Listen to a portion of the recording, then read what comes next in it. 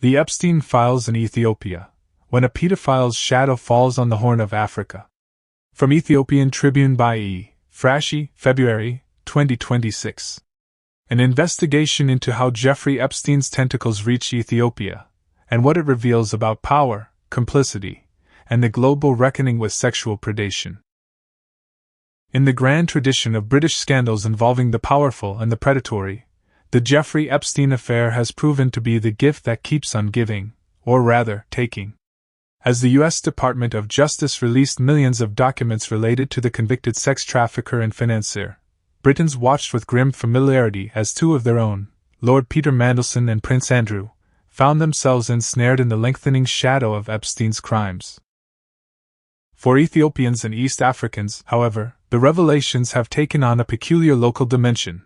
Their country appears in approximately 334 of the released documents, raising uncomfortable questions about who knew what, and when. The British experience offers a cautionary tale. Lord Mandelson, the Labour grandee and former EU Trade Commissioner, has faced renewed scrutiny over his association with Epstein, leading to swift rejection of his potential appointment as U.S. ambassador and intense public opprobrium.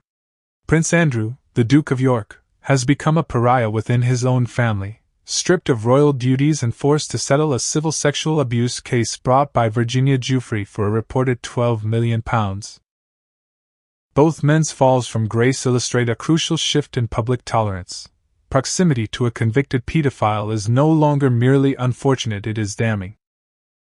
This was supposed to be a mundane public appearance for the king, but the revelations in the Epstein files mean that the most senior member of the firm is now being asked one question.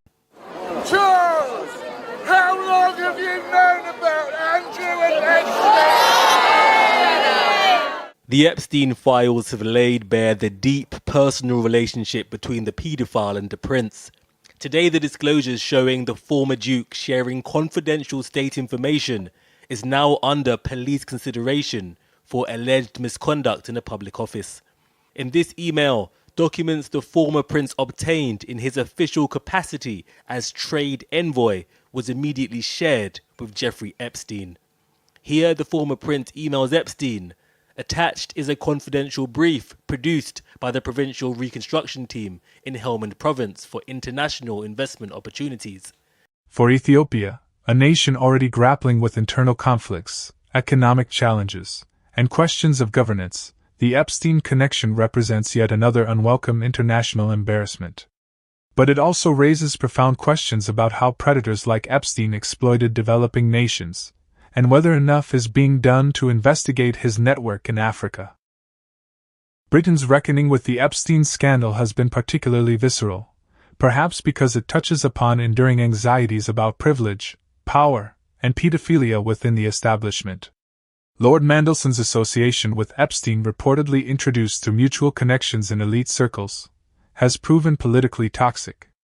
Despite his protestations that he had no knowledge of Epstein's crimes during their acquaintance, the court of public opinion has rendered its verdict. His nomination as ambassador to Washington was effectively dead on arrival, with both conservative and labor figures expressing alarm. The Mandelson affair echoes the Prince Andrew debacle, but with notable differences. Whilst Andrew's relationship with Epstein was documented through photographs, flight logs, and eventually legal testimony, Mandelson's connection appears more tangential: dinners, social gatherings, the sort of networking that defines elite circles.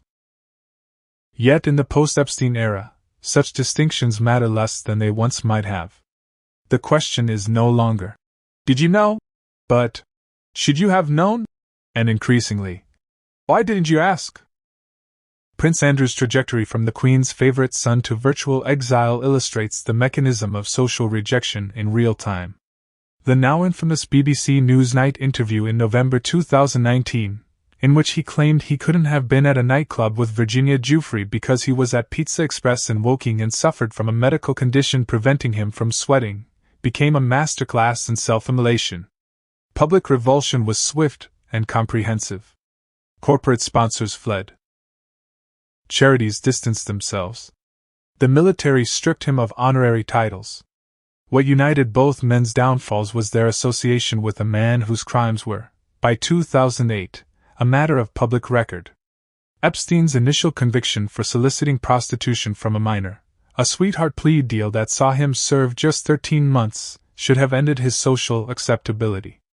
That it didn't speaks to the power of wealth, influence, and the willingness of elites to overlook uncomfortable truths. Epstein's 2019 arrest on federal charges of sex trafficking minors and his subsequent death by apparent suicide in a Manhattan jail cell merely confirmed what investigators had long suspected. His earlier conviction represented only a fraction of his crimes. The subsequent releases of court documents, flight logs from his private jet dubbed the Lolita Express, and now the DOJ files have painted a portrait of industrial-scale sexual exploitation involving girls as young as 14. Yet the released documents reveal something far more disturbing than the already horrific sex trafficking operation. Buried within thousands of pages are references to Epstein's fascination with eugenics, transhumanism, and what can only be described as a god complex that would make Lucifer himself envious. Witnesses and associates described Epstein's interest in using his New Mexico ranch to seed the human race with his DNA, impregnating multiple women to create a superior bloodline, a scheme that echoes the darkest chapters of 20th century pseudoscience. The files contain disturbing allegations that extend beyond sexual abuse into territory that seems almost medieval in its barbarity. Court testimonies reference Epstein's circle discussing practices that blur the line between scientific experimentation and occult ritual.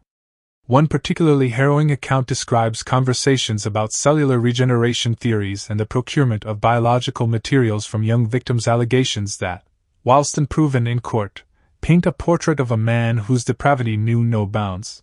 That Jeffrey Epstein had been working with scientists to figure out a way to spread his ugly genetic material across the entire human race, infecting all of us like a plague. Joining me to talk about this is Farron Cousins with the Trial Lawyer magazine.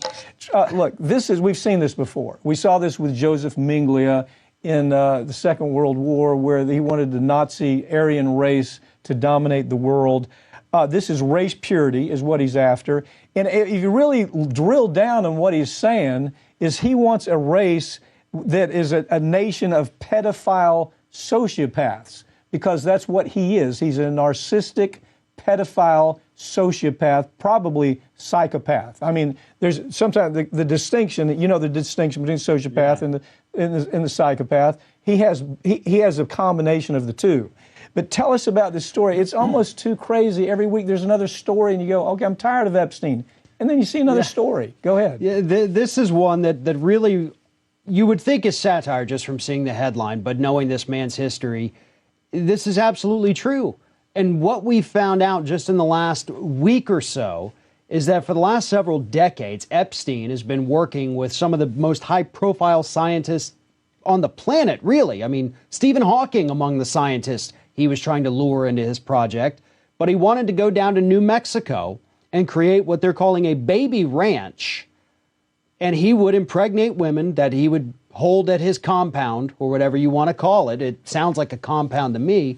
And he would impregnate them. Other, well-to-do people, scientists would come and impregnate them, and only, specific people's DNA would survive in this new race that Jeffrey Epstein wanted to create. Yeah, now he wanted 20 women that he would handpick, gorgeous, smart women that would be part of the other side. But here's the truth. When the scientists that he was talking to, in this great article that was done by New York Times, it really is well done, when they were talking to these scientists, the scientists really told us a lot about Epstein. In their comments, they said he wasn't very smart. Basically, he's a stupid character with harebrained ideas, low intellect. That was what they took away from him. They said his ideas were so harebrained that in his delusional mind he couldn't even connect how delusional it was. There's another part of this, and that is that we've seen the same thing happen with Epstein with these scientists that we saw happen in Hollywood and we saw happen up on Wall Street in New York, where he starts spreading money around. He has his mansion in New York. He has his mansion in the islands. He has his mansion in South Florida or Hollywood, wherever he is. And he brings in these celebrity types who are so dull-brained that they have never done any search to find out what a corrupt, crazy guy he is. And they show up at his dinner parties. They got their arm around him taking pictures. The scientists did the same thing. These scientists were drawn into him because they're so frigging shallow where it comes to understanding what he's about, because he's spreading money around. Right, and a lot of these scientists even admitted, you know what, we were hoodwinked, we were actually blinded, in a sense, by the money. Because look, it's hard to get scientific projects funded, especially when you're chasing what a lot of scientists would call the pseudosciences, you know, the cryonics, the eugenics, which is what Epstein wanted, so he can dangle this money in front of these scientists, say, listen, I know you want to work on your project. I've got the money. You help me with this. I help you with that. Whether these represent literal truths or the exaggerations of traumatized witnesses struggling to articulate unspeakable experiences, they underscore a crucial point. Jeffrey Epstein was not merely a sex offender but a man who believed himself above natural and moral law. His interest in cutting-edge science, from artificial intelligence to genetics, was inseparable from his conviction that wealth and intellect entitled him to treat human beings, particularly young girls, as experimental subjects. This, then, was the Lucifer that Professor Birhanu Nigha might have unwittingly invoked. The revelation that Birhanu Nigha, now Ethiopia's Minister of Education, received scholarship funding from Jeffrey Epstein takes on an almost prophetic irony given the professor's own public statements. During his years in opposition to the Ethiopian People's Revolutionary Democratic Front (EPRDF) government, Nigha famously declared that he would work with Lucifer himself, if it meant overthrowing the regime he despised. It was not mere rhetoric. Nigha's political journey has been one of scorched-earth pragmatism. Having left the United States, where he held academic positions, he took the extraordinary step of accepting Eritrean citizenship to wage an armed insurgency against the Ethiopian government.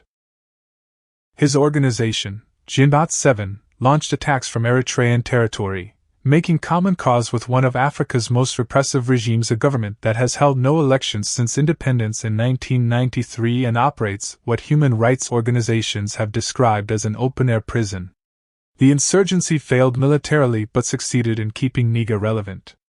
When Prime Minister Abiy Ahmed came to power in 2018, Nigha was among the formerly exiled opposition figures welcomed back to Addis Ababa. His transformation from armed rebel to Minister of Education was swift and, to many observers, bewildering.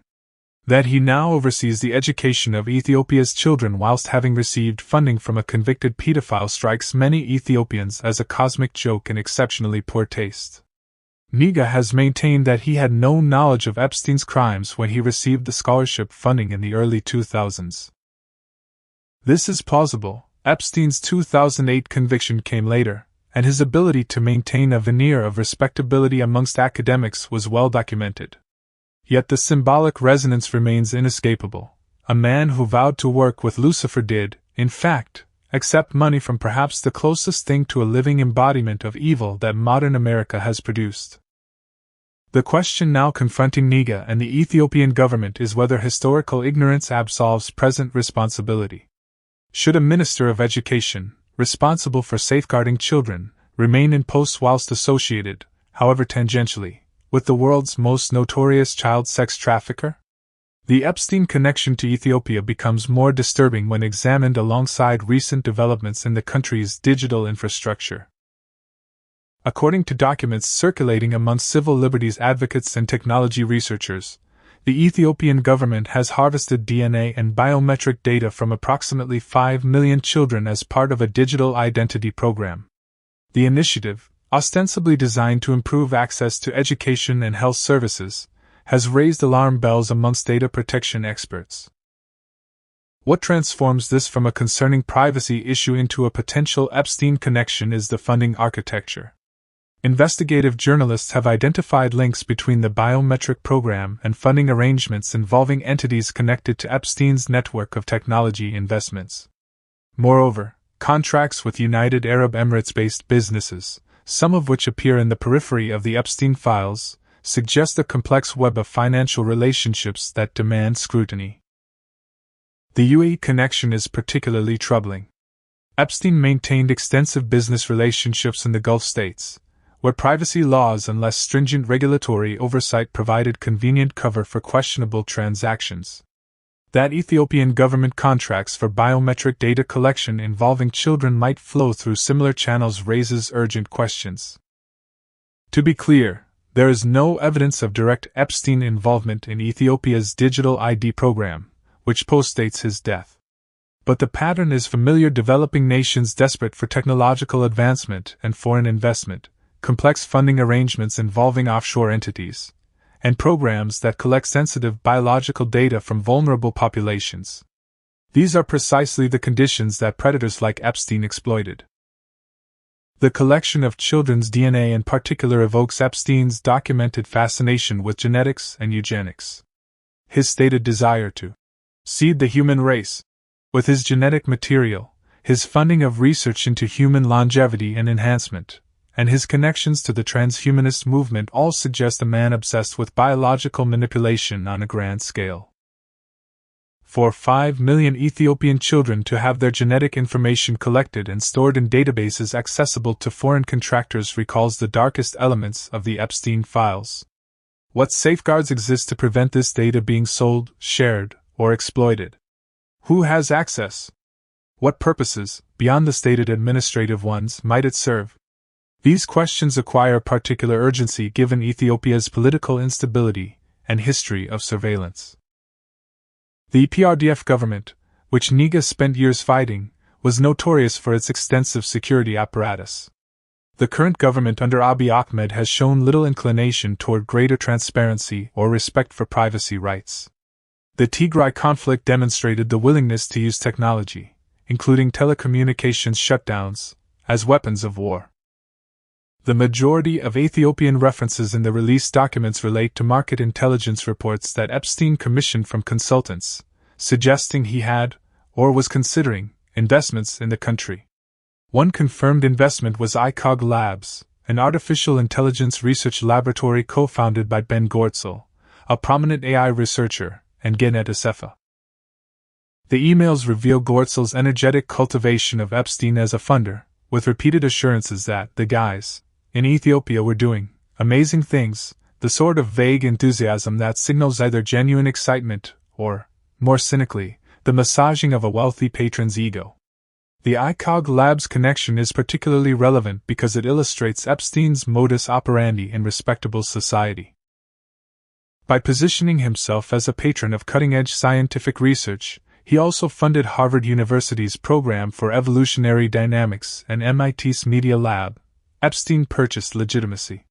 Scientists and academics who accepted his funding found themselves in an impossible position after his crimes became undeniable: return the money and acknowledge poor judgment, or keep it and face accusations of complicity. Given Epstein's documented interest in artificial intelligence, genetics, and human enhancement, his funding of an AI laboratory in Ethiopia takes on sinister overtones. Was this genuine philanthropic interest in African technological development, or was Ethiopia, with its limited regulatory oversight and desperate need for investment, an attractive location for research that might face ethical objections elsewhere? More colorful, if less consequential, are the emails from Shah Abdelhak, a Yemeni billionaire who died in 2020 and who addressed Epstein as cousin brother, a term of endearment that sounds rather less charming in English than presumably intended. Abdelhak's pitches to Epstein included the gloriously ill-conceived idea of creating an energy drink from khat, a stimulant plant chewed across the Horn of Africa and Yemen, mixed with lemon juice to compete with Red Bull. More seriously, Abdelhak sought a $20 million loan for National Tobacco Enterprise Ethiopia, claiming his Sheba investment company owned 60% of it. Whether Epstein provided the funds remains unclear, though the brazen nature of the request speaks to the casual corruption that characterized elite interactions with the financier.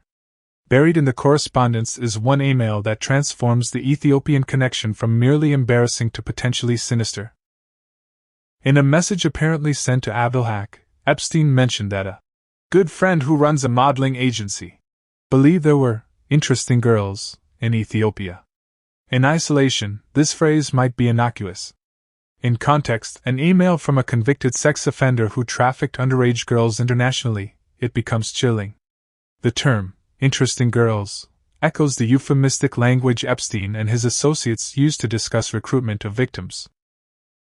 Modeling agencies, legitimate and otherwise, have long been identified as potential vectors for exploitation, offering young women from impoverished backgrounds promises of international careers whilst potentially exposing them to abuse. Court documents from Epstein's trials reveal a recruitment pattern that was both systematic and global. Victims were often approached through seemingly legitimate channels, modeling scouts, educational programs, employment opportunities, before being groomed and trafficked. The operation relied on local recruiters who understood cultural contexts and could identify vulnerable targets.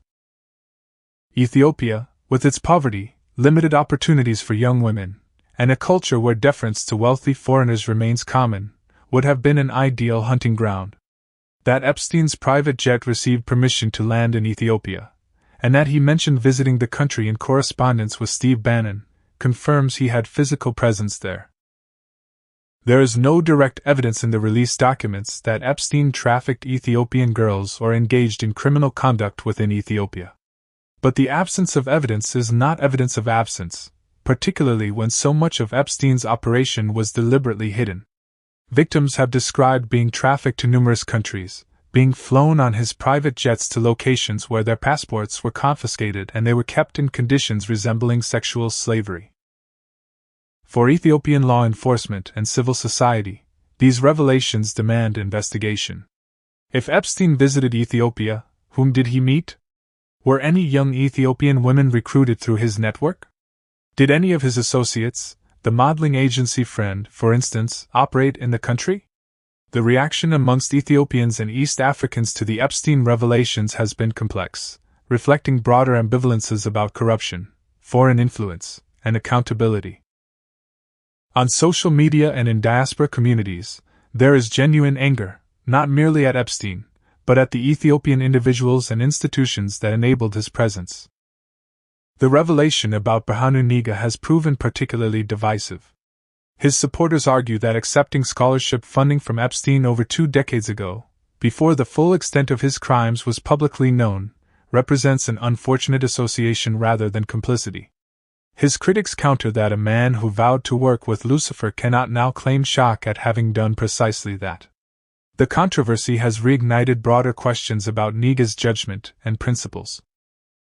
His acceptance of Eritrean citizenship to fight Ethiopia, making common cause with a regime at least as repressive as the EPRDF he opposed, already raised eyebrows. His seamless transition from armed insurgent to government minister suggested a pragmatism that borders on opportunism. The Epstein connection adds another troubling layer. Yet there is also a strain of fatalism in East African responses, a sense that corruption and exploitation by wealthy foreigners is simply business as usual. Ethiopia has long experience with foreign actors from colonial powers to modern corporations and NGOs extracting value whilst leaving minimal benefit. In this reading, Epstein is merely the latest in a long line of predators, and focusing on him distracts from structural problems. This cynicism, whilst understandable, is dangerous. It normalizes exploitation and discourages the accountability mechanisms necessary to prevent future abuses. The global reckoning with Epstein's crimes has demonstrated that exposure and prosecution are possible, albeit belatedly. The convergence of Epstein's eugenic obsessions with Ethiopia's biometric data collection program represents a thoroughly modern nightmare. Epstein's interest in improving the human race through selective breeding was, at least in his expressed ambitions, constrained by biology. How many women could he impregnate? But contemporary genetic databases and artificial intelligence offer possibilities that would have seemed like science fiction even a decade ago. The 5 million Ethiopian children whose DNA has been harvested now exist as data points in systems whose full capabilities and access protocols remain opaque. In the wrong hands, such databases could enable precisely the sort of genetic manipulation and selection that Epstein fantasized about. Even in benign hands, the data represents extraordinary value. Pharmaceutical companies pay enormous sums for genetic information from diverse populations. That contracts related to this program involve UE-based entities with peripheral connections to Epstein's network may be coincidental. But given the pattern of Epstein's investments, artificial intelligence in Ethiopia, genetic research globally, transhumanist projects, the possibility of intentional targeting cannot be dismissed. The Ethiopian government's response to questions about data security has been, at best, inadequate.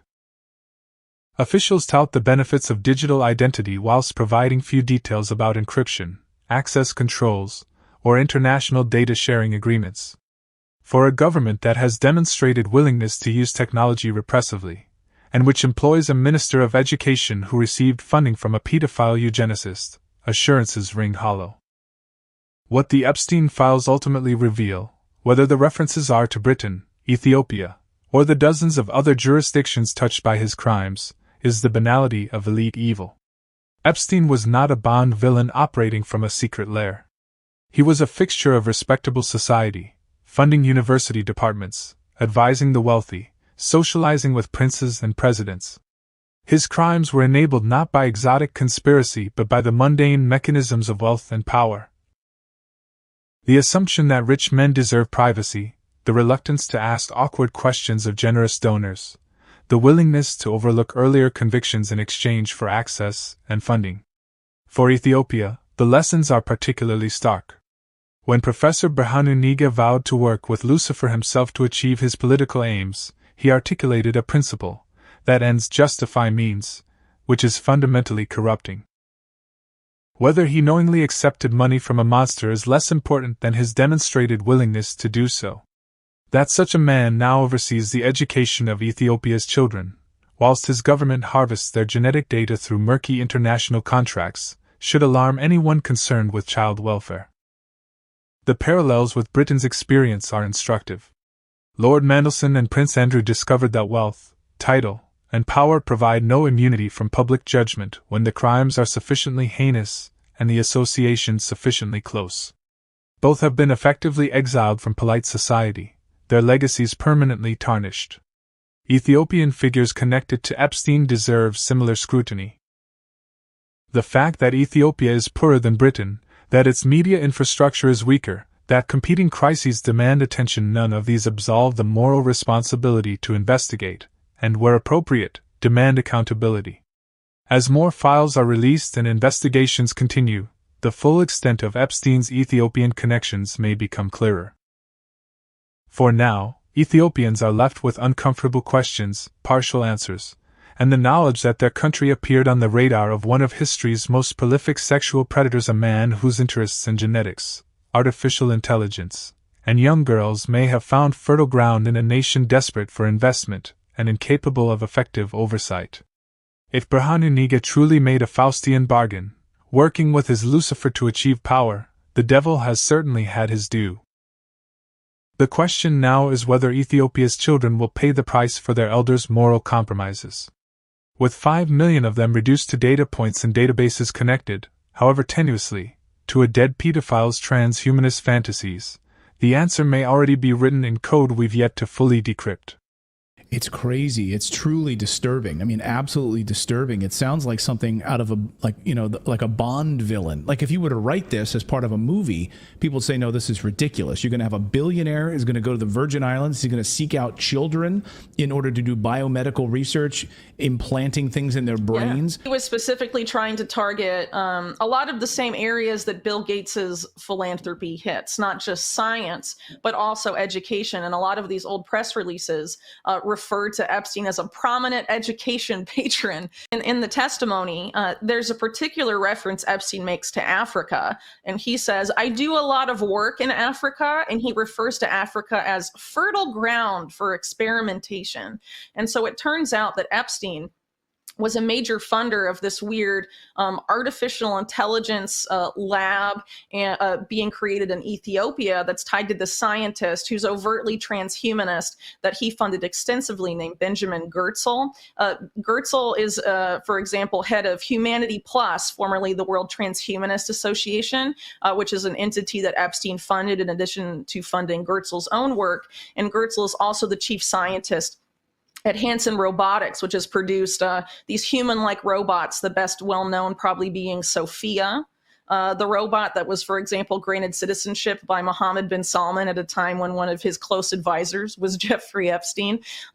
Again, very, very odd activity there. So as far as what was going on in Ethiopia, at the time that Epstein was investing in this AI lab, and backing Goertzel, Goertzel was teaming up with this blockchain company called Cardano that's pretty well known in the cryptocurrency space. And they were specifically seeking to offer digital ID. Well, it's already happened. They gave a digital ID essentially to 5 million Ethiopian school children with the intention of expanding that. And the whole intention of this is to harvest data from these children. They explicitly say that.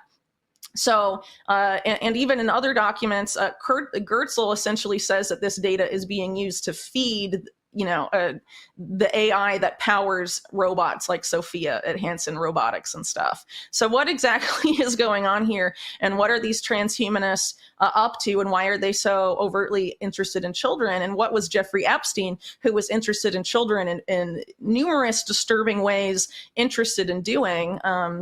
I think this is something that needs to be scrutinized.